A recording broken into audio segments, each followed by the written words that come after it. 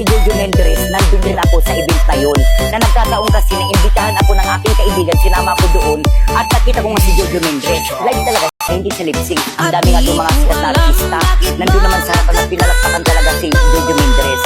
So, masasabi ko na hindi siya lip-sync, kundi live. At nakasama ko na rin yan si Sir Jojo Mendres sa Batangas.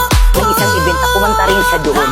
Ang sa akin lang din, dinilipin ko lang na nandun kasi ako ng event na yun. Na nagpapatunay na kumanta si Jojo Mendres live na live, hindi ko lip-sync. Hindi ko kaaway si Justin. Mabait siya.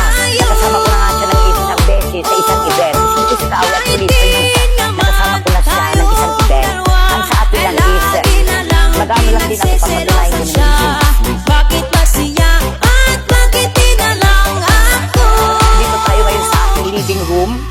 So nandito tayo sa living room kung saan dito na nag-aantay yung mga bisita kapag nasa taas pa ako. Dito naman yung CR namin.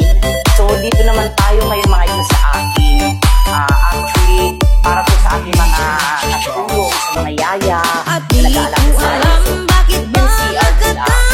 Dito po sa aking mga housemaids. Dito. Sadyang nasasaktan Ayan, kahit ganyan. di Kasi marami sila.